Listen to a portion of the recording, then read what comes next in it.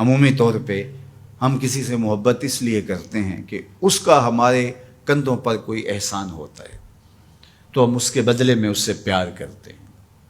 ٹھٹھرتے موسم میں جب بدن سردی سے کپ کپا رہا ہو اور کوئی بندہ دودھ کا گرم گلاس پیش کر دے، چائے کی پیالی پیش کر دے، تو ساری زندگی اس کا احسان نسلی شخص کو نہیں بھولتا۔ تو کسی کا احسان جو آپ کے کندھوں پر ہو، آپ اس کے احسان کے بوجھ تلے دبے رہتے ہیں۔ یار اگر کسی سے اس لیے پیار کیا جاتا ہے کہ اس کا آپ کے ذمے کوئی احسان ہے، تو مجھے بتاؤ کائنات میں اتنے احسان کسی کے ہو سکتے ہیں جتنے آمنہ کے لال کے احسانات ہیں؟ ہم حضور کے احسانات کے بوجھ تلے دبے ہوئے ہیں۔ میں یہ بات اکثر کہا کرتا ہوں کہ ہمارے بدن پہ اتنے بال نہیں ہیں جتنے رسول اللہ کے احسانات ہیں۔ ہم اپنے وجود میں بھی ان کے مرہون منت ہیں۔ اگر وہ جلوہ گر نہ ہوتے اس کائنات کو خلعت وجود ہی نہ ملتا۔ یہ دنیا بنائی ہی گئی حضور کے لیے۔ انسانیت مقروض ہے جناب رسالت مآب صلی اللہ علیہ وآلہ وسلم کی۔ کیا آپ نہیں جانتے کہ باپ اپنی بیٹی کو زندہ درگور کر دیتا تھا؟ تو بتاؤ یہ کتنا بڑا ظلم تھا۔ اور میرے اور آپ کے آقا و مولا نے اس زمانے میں جب بیٹیوں کو زندہ درگور کر کے باپ فخر کر رہا تھا، فرمایا لوگوں سن لو، میری فاطمہ میرے جگر کا ٹکڑا ہے۔ کسی سے اس لیے پیار کیا جاتا ہے کہ وہ صاحب کمال ہے۔ مشاہیر سے لوگ اسی لیے پیار کرتے ہیں، بڑے بڑے سائنسدانوں سے، بڑے بڑے ہیروز سے، قائدین سے، اہل علم سے لوگ اس لیے پیار کرتے ہیں کہ وہ صاحب کمال ہیں۔ تو کوئی لاؤ نا ایسا صاحب کمال جس نے انگلی کا اشارہ کیا ہو چاند ٹکڑے ہو کے قدموں میں آیا۔ کوئی لاؤ نا ایسا صاحب کمال جس کے ہاتھ اٹھے ہوں سورج پلٹ کے عصر کے وقت پہ آیا ہو۔ کوئی لاؤ نا ایسا صاحب کمال جس نے اشارہ کیا ہو درخت قدموں میں آ کے سجدہ ریز ہو گئے ہوں۔ کوئی لاؤ نا ایسا صاحب کمال جس نے اشارہ کیا ہو کھجوریں پکی ہوئی قدموں میں آ کے گری ہوں۔ او سڑیاں کھجوراں اگا جان دائے، او پتھراں نو کلمے پڑھا جان دائے، قطرے کو سمندر ذرے کو ستارہ کرتے ہیں، کونین کو خم آ جاتا ہے جب زلف سنوارا کرتے ہیں۔ کوئی لاؤ تو صحیح زمانے میں ایسا۔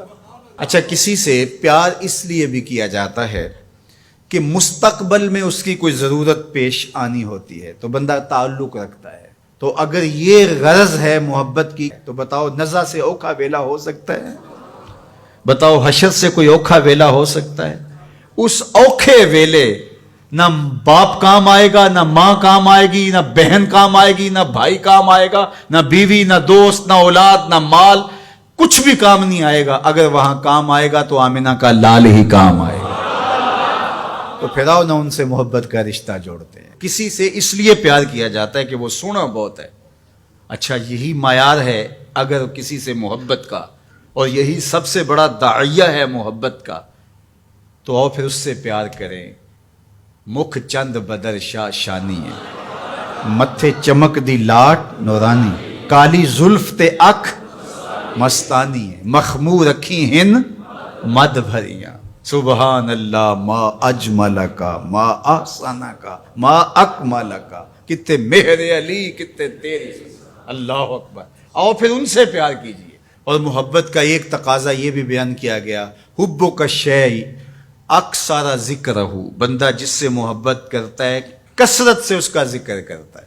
کوئی بہانہ تلاش کر لیتا ہے، کوئی راہ تلاش کر لیتا ہے، کوئی سلیقہ کوئی طریقہ ڈھونڈ لیتا ہے ذکر کا۔ جو کسے دا عاشق ہوئے گل اسے دی کردہ، میاں صاحب کا لہجہ دیکھیے، جو کسے دا عاشق ہوئے گل اسے دی، سو مکر بہانے کر کے مرنے ہو دے مردہ۔ تو جس سے محبت ہوتی ہے تو بندہ پھر اسی کی بات چھیڑتا ہے، اسی کا تذکرہ چھیڑتا ہے۔ کثرت ذکر قرار جاں کا سبب اور ذریعہ ہے، اور تسکین کا سبب اور ذریعہ ہے۔ محبت کا ایک تقاضا محبوب کی اطاعت اور فرما برداری ہے۔ جس سے بندہ پیار کرتا ہے اس کی بات بھی مانتا ہے، اس کے انداز کو اختیار کرتا ہے، اس کے طرز زندگی کو اپنے زندگی میں اتارنے کی کوشش کرتا ہے۔ وہ کیسی محبت ہے کہ محبت ہو اور محبوب کی مخالفت ہو رہی ہو۔ میں اور آپ غور کریں ہمارا کیا کیا حضور کو پسند نہیں۔ سر کی چوٹی سے لے کے پاؤں تک اپنے آپ پر غور کریں. اپنی شادی بیاہ سے لے کے عقیقے ولیمے تک اپنے انداز زندگی پہ غور کریں. اپنے بچپن سے لے کے بڑھاپے تک اپنی زندگی پہ غور کریں. اپنے کاروبار سے لے کر کے طرز معاشرت پر غور کریں.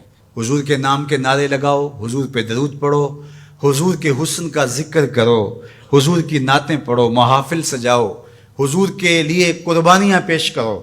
لیکن کیا ہم اپنے جذبات کی قربانی نہیں دے سکتے؟ اپنی زندگی کو ان کی محبت کے سانچے میں نہیں ڈال سکتے؟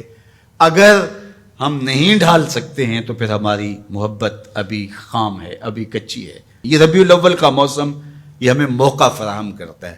کثرت ذکر محبت کی نشت کا سبب ہے. حضور کے جمال کا تذکرہ حضور کی محبت کی نشت اور نہضت کا ذریعہ ہے. حضور کے فضائل و مناقب کی باتیں سننا حضور سے پیار کو بڑھانے کا ذریعہ ہے. اور پیار جب پیدا ہوتا ہے تو پھر اس کا لازمی نتیجہ عمل اور عملی زندگی بھی ہے.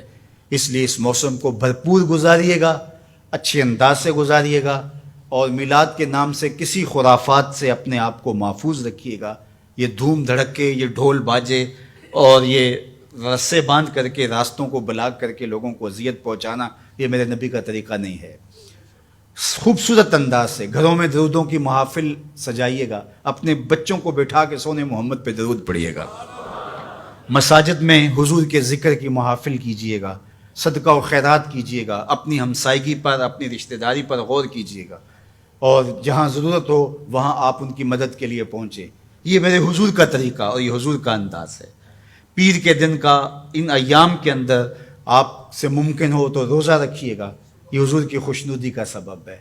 اللہ کے حضور شکرانے کے نوافل ادا کیجیے گا.